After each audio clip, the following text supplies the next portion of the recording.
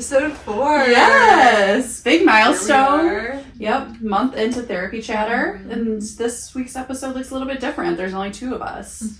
Sophia is away, enjoying some much needed vacation time, and so it's just you and I. And we get to talk about something that we're both really passionate about and have bonded about when we really started to become close, and our friendship really developed, and something that we continue to talk about weekly and check in with each other about. I feel like we've been pretty good about checking in about it, but so it's so funny. So we want to do today's episode on cycle syncing, which cycle syncing, if you don't know, for anybody listening, is changing your diet and lifestyle according to where you're at in your hormonal cycle. Which sounds like a lot. That sounds really overwhelming. Yeah. But I promise it's not as daunting as it sounds. It sounds like a complete lifestyle change. And in a way it is, but it also can be broken down into such simple steps and like basic understanding of layman terms. And I think this book that we talk about today, it does a really great job of doing that. It becomes very intuitive. Yes. And empowering at the same time. Absolutely. So I would love to share a little bit about how this book came into my life and how I even found out about this concept. Can we reference the book that we are talking about today too? Yeah, absolutely. Want to give some credits to In the Flow by Alicia Vitti. I heard about her on a podcast. I believe it was an interview on the Blonde Files podcast in 2020. And it's so funny because I remember exactly where I was when I was listening to it. I was like on a walk, and I remember exactly where I was on the walk because it just was such a big moment for me. That light bulb sparked up above your head. And, yes, like top 2 like most life-changing books for me. Wow, that's a big statement. It really, there's that one about the nail in the foot, and then this is, which we referenced in our first episode. Exactly. So for me, I think what I realized when I started learning about cycle syncing is I learned that yes, of course, there's like PMS and there's like things that come with that, but there's way more to it. And actually, there's a lot of positive that comes with these fluctuations in hormones. Like women having these different phases of the cycle is actually like what makes women so amazing. It makes them so dynamic and makes them have this intuition and this like secular sort of like quality to them that, and just this beauty that we all see within women, this empowerment, this strength, all of that comes from within us and is on such a cellular level of things, and is something that should be embraced and celebrated. And where unfortunately for so many women, that time of the month is the worst thing that they can go through, and they are miserable for an entire week, if not longer. They dread it coming up, and so they're not able to see, like, you're probably listening and hearing, no, my period is the freaking worst. Like, I don't care what you say, how beautiful and empowering and everything else I am, like, I'm miserable for a week, I'm sick in bed. And so for like people who menstruate that can relate to that feeling. I'm one of those people that was like that for a long time. And so I think that's why when you started this conversation with me, it also was kind of like, okay, I'm listening. Like, this really has my interest, because I didn't know the different phases of your cycle. It was just like, oh, I'm cramping, I'm gonna start bleeding soon. Okay, now I'm miserable for a few days. Okay, now I'm back to normal. Yeah. Like, there's not this like normalized education around these different parts of your cycle and how you should be eating for your cycle, or the workouts you should be doing during different parts of your cycle, things like that. Were you somebody, like, when you had this light bulb moment, did it resonate with you because you grew up having really painful menstrual cycles, or like what about it, like listening to it on that podcast, really resonated with you? You know, it was really the mood piece. So, you know, I always knew that I felt this dip in my mood leading up to my period. Yeah. And I felt helpless. Like, I felt like there was nothing to do about it. And so, like, this is just part of it. Every woman goes through that. That's just part of it. Exactly. And so I just didn't, but like when I had this light bulb moment, it was because I felt empowered to do something about it. So like I now know, like, okay, if I'm feeling anxious or down in the week leading up to my period, well, I know what I could do about it. It's because I'm having too much estrogen dominance, and I can do things to help my body detox that extra estrogen, such as like eating extra crucifix vegetables, eating extra fiber, like doing other like exercise that supports detox. And so I feel like there's something I can do about it. And it works. Was back in your hand. You had control again. Yes. It wasn't just this thing that just it happened to you and you were left like feeling helpless anymore. You now were the driver in the driver's seat and taking back that control. And that alone is such an empowering feeling. So when you were going through these beginning steps, did you go see medical doctors, or is this all like you completely did all your own research, you read, you tried different things? What did that journey look like? Yeah, so for me, with when I first started cycle syncing, like particularly with my diet, I was just doing it on my own. I was in a time of deep healing, and so I was able to like really focus and like make it a priority.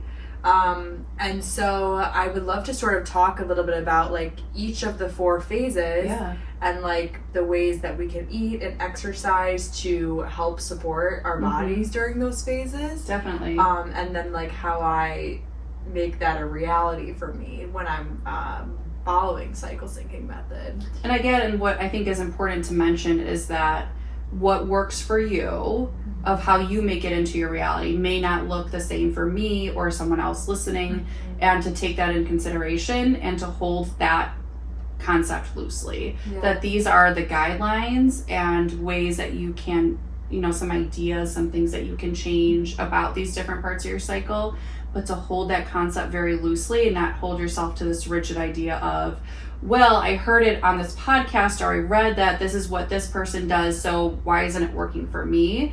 And to really listen to your body, to try these things, to go into it with an open mind and just awareness of your own body, and listen to your intuition when something feels good, when something doesn't feel good, when you feel more fatigued, when you wake up feeling refreshed. Keep notes of that. Pay attention to like the things that you're doing, and just give yourself grace. I just want to like make that little sidebar of like, just give yourself grace, because it can feel really overwhelming to be like, okay, I'm gonna plan a diet for like each week of my cycle, or like really pay attention to the foods I'm eating 1 week of the month, and making sure I'm tracking those days and how I feel during those days. All of that can feel really overwhelming. And so just taking it step by step and letting this all just be a guideline and just informative to whoever may be listening. Yeah, and like also I think like on that note, like I am not like a healthcare professional. Like I'm just sharing my understanding of the information in this book, how I use it in my life, and my experience with it. So definitely. So I think to start, like we can start out with the menstrual phase, which is, it's interesting because this book takes into account like food energetics, so like how different foods make you feel, and traditional Chinese medicine, which pays attention to like cooling foods versus heating foods, like or warming foods, like those factors. So like during the menstrual phase, like your body is at its like lowest temperature. So the book recommends eating warming foods, things like stews, like soups, like things like that, in order to like just, I think, to give your body like more energy during that time. It's also a time where like rest is really needed. Yes. And so like when I think of those warming foods, I just kind of like my mind goes to like relaxing under the couch with like a comfort item, or like lounging, because it just like makes me think comfort and like slow down, and that's kind of just like what comes to my mind, which kind of goes in par with that time of your cycle where you really should be letting your body have more rest. Yeah. And like with that, like I think you know, working out during that time of your cycle like actually will negatively impact your entire month ahead of you, or it can, Mm-hmm. if you're using up too much energy when your Mm-hmm. body is already going through this like intense process. Yeah. Then from like a Chinese medicine perspective, they say that you're losing qi, Mm-hmm. life force, energy, and you don't have that energy with you throughout the next like 4 weeks, throughout the rest of your cycle. Kind of have to see it as like this is the week, or whether it's 3 or 5 days or 7 days, where your body is taking what it needs to like rebuild itself inside and shed the negative, or not the negative, shed out what it needs to shed, literally, and then rebuild. And how can you rebuild when you're completely burnt out, when you're not feeding yourself, you're not fueling your body, when you're running on zero already? All you're doing is hurting yourself even more, going on to, because now we can't rebuild, now we can't fix any wounds or anything else because we don't have the nutrients, we don't have the energy, our body is just left like completely diminished. And it's hard to like make that choice. Like I know for myself, like exercising for me is like an important part of my routines to like help me feel balanced and energized and like clear-minded and everything. So the first like day or two, like I try to make it 2 days into my like menstrual phase where I don't exercise, and like sometimes that's a challenge, but like I know that is like the ultimate self-care. I'm like, this is for longevity here. Absolutely. Yeah. So and then something else that I learned in this book that I think is super interesting is that during your menstrual phase, your brain is optimized to like synthesize information from like your emotional brain and then your like rational brain. So saying like your gut instinct is at its highest like peak in during that time? Yeah, like you're able to like see how to like look at things objectively, but then also take how you feel and like synthesize that in order to kind of like be in a reflective state. Interesting. So to say, which I think is so contrary to what so many people say about women, like this stereotype or like, you know, the terrible thing people will say, comments people will make about women. Oh, she must be on her period. Oh, she's acting that way because she's on her period. She's irrational. So I think that's a really interesting point because it completely contradicts this stereotype that mostly like toxic masculinity, like different things have created around women and their emotional state. So that completely contradicts that entire thought. Yeah, that's a good point. So then like moving on to the follicular phase. So what days now? So we're done bleeding. What days are follicular phase? So done bleeding, like bleeding might be like anywhere from like 3 to like 7 days. Sure. So now we're kind of in like the second week. So we're in week 2. Week 2. Okay. And that would be the follicular phase. So, or maybe we're like days like 5 to 10 or something. Sure. Okay. Yeah. And I think it's gonna look, again, not a healthcare professional, but I think it looks different for each person. Right. But the crazy thing is when for me, I've noticed like as I've gotten really in tune with this and in tune with my body, like I actually feel myself shifting into each phase. Interesting. It feels like someone like driving stick shift in a car. Like you can like feel the shift like happening almost. So what is the shift for you? What do you feel when you go from menstrual to follicular phase? So when I go from menstrual to follicular, I start to feel like, okay, like I've just done this like more restful period and like I'm ready to just like get started and like keep like going. But the interesting thing about the follicular phase is it's supposed to be a phase of like newness, where it's like a great time to like start new things. You're more energized. Sure. That's how I know is when I'm like, I want to go for a run. Yeah. You're like, and you actually like feel like you can do it. Yeah. Where it doesn't feel like, oh, like I gotta go for a run. Like, how am I gonna do that? Like, like I should go do this, but I really don't feel like I can do it in my body. Yeah, it's more of like, oh yeah, like that. Like when I'm feeling energized, like inspired to go exercise, like that's how I kind of know, like, okay, I'm in this like follicular, like this even transitional like piece. Yeah, like for ovulatory, like those first 2 phases, like after the menstrual phase. Yeah. And then what kind of foods are we eating then? Like fermented foods to help the microbiome. I guess they say like things like coleslaw, like those sort of like pressed salads and things like that are really good. Sure. Like fresh foods. And then it's a great time for like starting a new project, like starting new things, trying new things.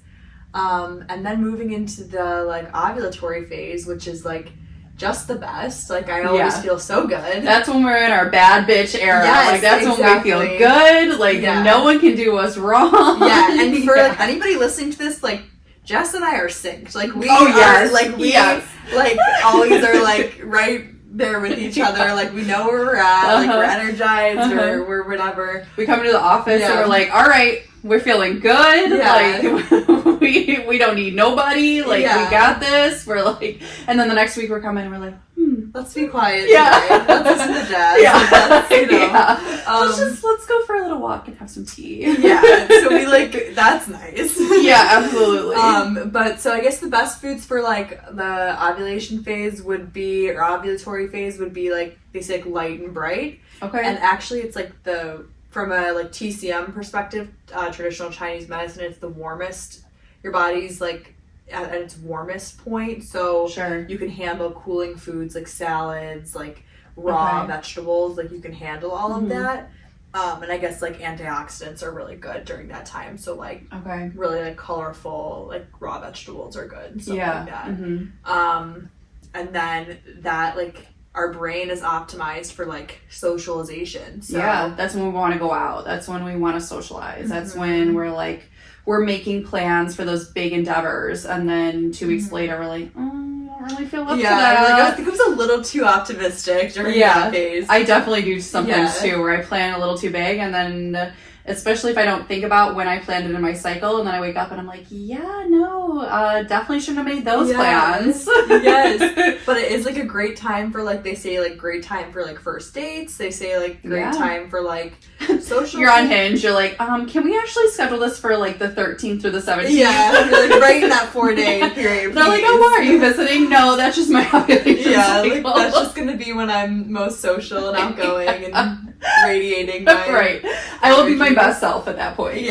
So but then also like professionally, so like you can cycle sync things like professionally. So if you like are somebody who has your own like business or something, like that's a great time to like schedule like a time to go on somebody else's podcast or go networking meetings, anything like outreach, interview, sales pitches, apply for a new job or something. So like all those sorts of things, and a lot of things with like work are out of like our control. Like if you if you work for somebody else, but if you have your own business, I mean, a lot of this is if you do have that flexibility. Because I think there's a lot of times too where we wake up and we're like, we're in such a fog, or it's like, man, like I just wasn't myself. And never, like, until we really started talking about this, you and I, never in my life was I like, I wonder where I am in my cycle. It was just like, I'm just having an off day. Instead of that like intuitive thought of, where am I right now? Like, let me take a step back and be like, and give myself that grace, hold myself a little bit looser, and be like, oh, well, I'm also like about to go into my menstrual like period here, and maybe that's like what's going on, and I need to like take a step back and okay, what could I eat right now to like really fuel my body? Maybe I need to rest a little bit more. But because these things aren't normally talked about, our brain just automatically goes to, I'm just tired, or I didn't work out hard enough, I didn't eat enough. Like there must have been something we did wrong that we woke up feeling this way, or why we bombed the meeting. Where in reality, it's a much deeper thing within us of we need to have a better connection with our body and where our body is at during that time, and then give ourselves a little bit of grace and look at it from the point of, okay, now I understand where I'm at. This is the phase of my cycle that I'm at. What can I do to support myself at this time? It makes things make sense. Like when you know what's going on with your body, like hormonally, it just helps me understand like this is why I'm feeling this way. And it doesn't it's not like a negative thing. Like, you can Right. use it to your advantage once Yeah. you like have that. Like, Mhm. and it's like so natural, you know, when you Mhm. understand like, oh, this is a natural thing that's happening. Of course, I feel really energized for these 2 weeks, and then not for these 2 weeks, and like learning to find the beauty in like Yeah. each of that, right? Right. So like, Instead of like trying to, instead of like feeling you have to go to the doctor because there's something wrong with you, or it's not that there's something wrong, it's just that you're not in tune with your body. And it's taking that step back to slow down. What kind of food am I eating? Am I supporting myself? Like, again, these aren't negative things, but what adjustments can I make? yeah. And then like the next phase is the luteal phase. And it's so interesting because I think a lot of people, this would be the phase where people might get like PMS. Sure. But I know you and I have had conversations where we actually like don't mind this phase because yes, because of the estrogen dominance that can happen, if we're not like taking care of ourselves, then that is when like the irritability, the antisocialness, the like maybe like depressed mood or increased anxiety or low energy might occur. But it's not like a requirement. Right. If when we're adequately like taking care of ourselves, like that phase is also a great phase because our brain is optimized to get detail oriented work done, and we are in that like nesting mode. Yeah. And so I know like you and I have talked about like sometimes it's the best time to get work done because we're just like we've come down a little bit from that like ovulation of, you know, like we've come down a little bit, like we're still feeling like bad bitches, but we're also in a little bit more of a like flat like thinking like straight and narrow like thinking mindset, and not so high energy, but like still enough where it's like you feel more at peace, more calm. Like I don't feel like I have that like adrenaline, like because I feel like sometimes during my ovulation phase I still haven't like navigated this piece, but I get a little too anxious where it's because I've got like so much energy that it like I've got to like find a way to cut back on caffeine during that week or something like that. Where the luteal phase I feel good, but I don't have that like extra like energy and then the anxiety that comes along with it. Yeah, definitely. And it's an interesting phase, and I think like the first 2 weeks are more like are good for like big picture thinking, like starting new things, like having that like big like just enjoying like a life. And then the second 2 weeks are like very grounded and like peaceful and like restorative. And I think having that contrast is so interesting. I think both are so healthy and like beautiful. Yeah, absolutely. And so it like really makes me love being a woman, like learning about all these different phases. And it's like I no longer see like the hormonal fluctuations as a burden. Yeah, it's such a gift. And to be able to experience all these different levels, to be able to view the world and your day-to-day life from such different angles, like that truly is a gift. And that can sound really crazy to somebody who is experiencing really bad PCOS and really struggles, and I mean I get it. Like it took me years to figure out like get my hormones under control after having kids and like my periods, and for me like I ended up having to take progesterone each month because I did have such a hormonal imbalance after having kids. And come to find out like it's very normal for after you have children, 1, 2, however many, like your progesterone levels completely drop and they don't come back. And that took me just digging for years to like figure that out and find that out, and like that itself has been life changing. And now with that, my progesterone levels being where they should be at a normal level, I'm able to take a look at these other aspects of, okay, what kind of food am I putting in my body? Am I resting during this time? Am I pushing my body too far? Okay, I woke up feeling really foggy today. Why? Where am I in my cycle? And sometimes there are extra outlying pieces that you have to kind of take a look at and to see the whole picture. That's why, like in the beginning, I mentioned like taking this with grace, like holding all these concepts loosely, because everyone's journey is so different. And there's many pieces of the puzzle, and that can feel really overwhelming. But I think if anything, just take that there is a way to take control. Like there is a way to get back into the driver's seat, and whatever those steps look like, every step you take is a big step. Like there's no small steps. Every little thing that you do, whether you start even just tracking how you feel each week of your cycle, just start doing that. Like, and then in a month you're like, I'm ready to add in the next thing. You just there's no small steps. These are all big things, because you're taking your health back into your own hands.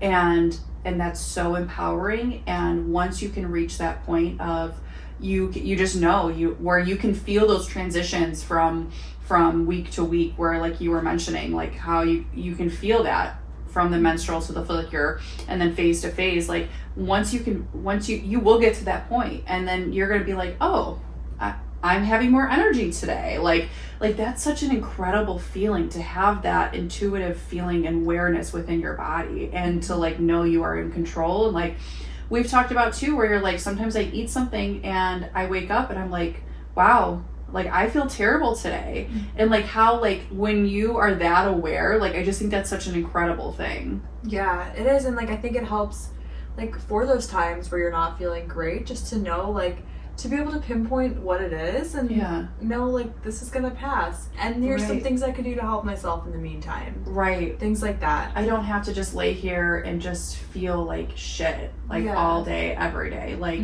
I have options. It's not gonna get fixed right away. Like there's no quick fix. There's not a magic pill. There's not anything. It takes time and work and just the dedication to it, but it is possible. And I think it's not as, it sounds daunting when you're first learning about it, but once you start reading, like you read the books, you listen to the books, you listen to the podcasts, like just, follow the influence, like the different doctors and like functional health doctors on TikTok, on Instagram. Like there's so much that you can like quickly pick up and learn and just start incorporating. Again, there's no small steps. These are all big steps. Every little thing that you do is a big step into taking your health back into your own hands. Yeah. Okay. So I want to know, like, what are some of the, like, the ways that you like regularly like cycle sync? Like, because I know for me, there's like some staples of like things that I do during each phase, and like that are kind of just like ingrained in my routine now. Do you have any things like that?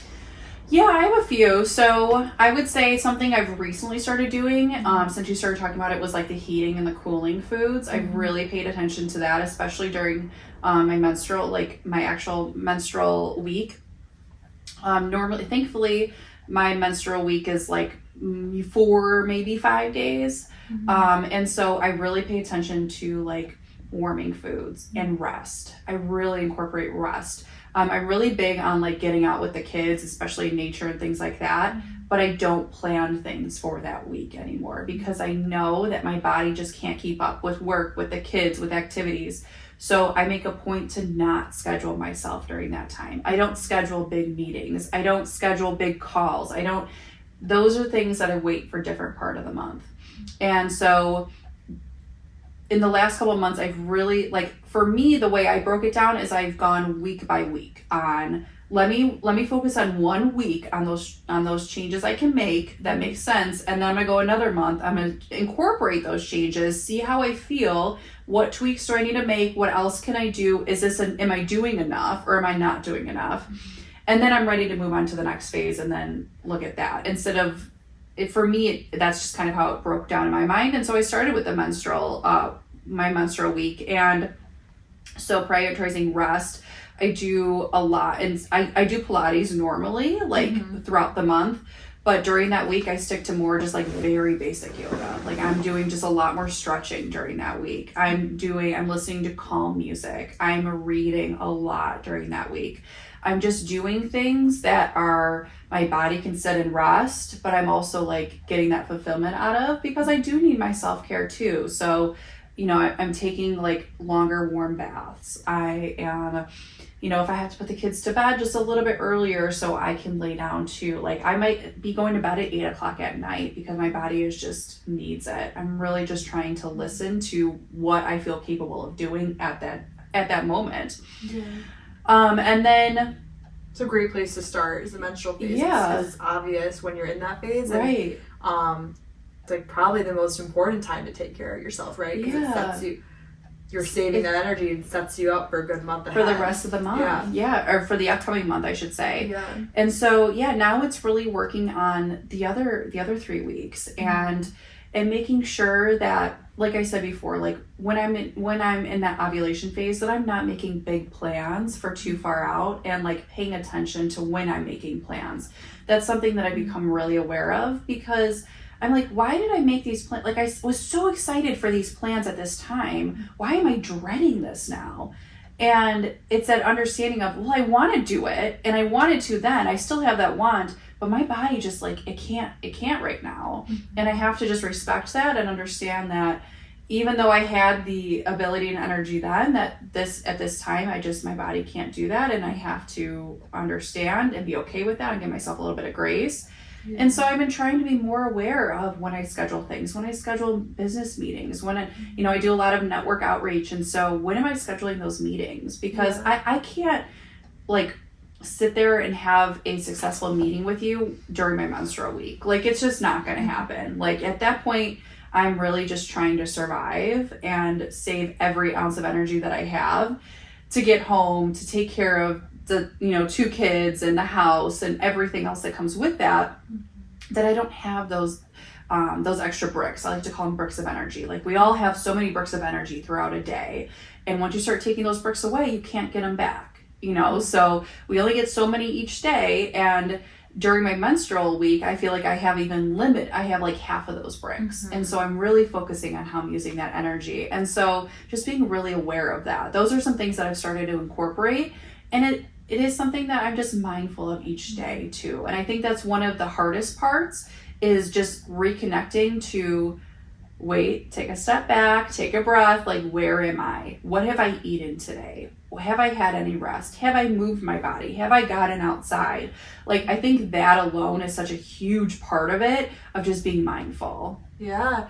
And I think like in talking about like socializing with these different phases, like, of course it's like hard to plan your life around your cycle, because also like it's going to shift a little bit each month. Absolutely. And, the days might be a little bit off or whatever. And so I think something that like I've like learned is like, like realizing like I might show up a little differently depending on the day, and that's okay. Like, that's a great point. Often find myself being like very, I'm a lot of the time like very outgoing, and like if I go out to dinner with friends, like I'm gonna be talking a lot, but if I'm in that like luteal or menstrual phase, like I might be feeling a little more quiet, and letting myself show up that way, and not feeling guilty about it. And I think it can be hard because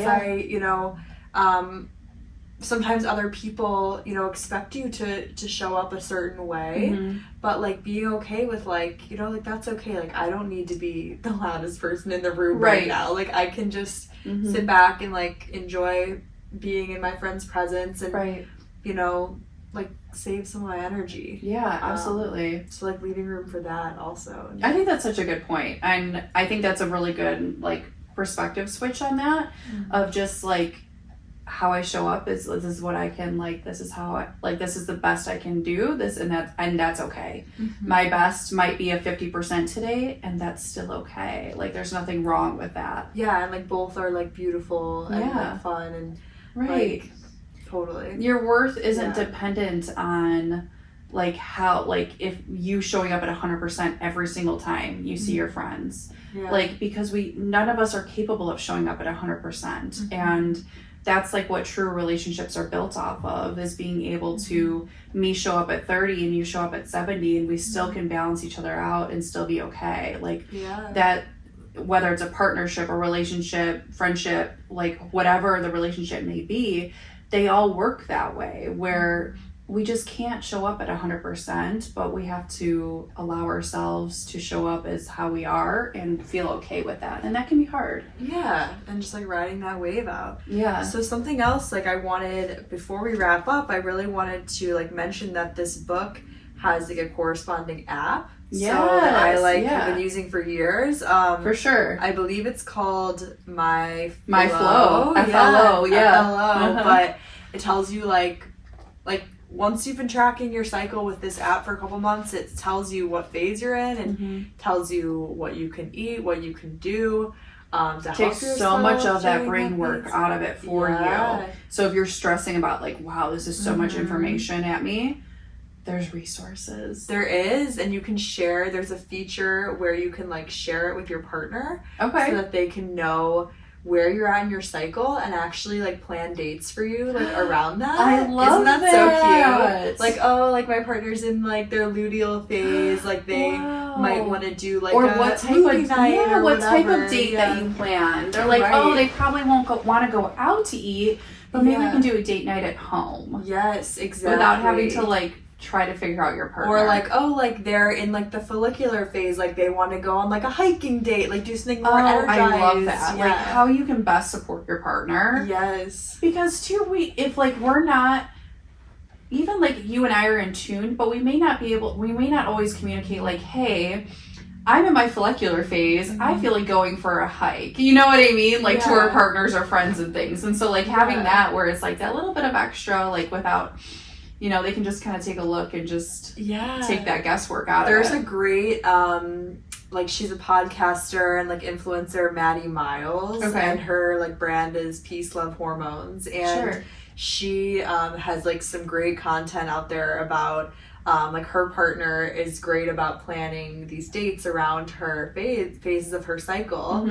So like they'll always make content where he's asking her like, hey, like, babe, what phase of your cycle are you in? Like, what can I make you for dinner tonight? Yeah. So he'll make her, like, dinners, like, or make dinner for them, too, based off of, like, where she's at in her That's cycle. amazing. And I'm like, goals. That's absolute goals. Yeah. relationship goals right there. That's incredible. Yeah, so... I mean, that's, like, really setting the bar. I know. I'll send this page to you. Absolutely, I love it. Yeah, I love her content. But...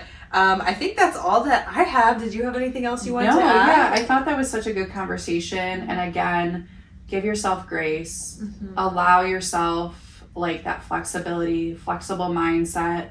Take just a step each day or once a month or whatever you do. But each step is a big step and you're working towards, you know, getting yourself back in the driver's seat. And at the end of the day, you have so much power within you.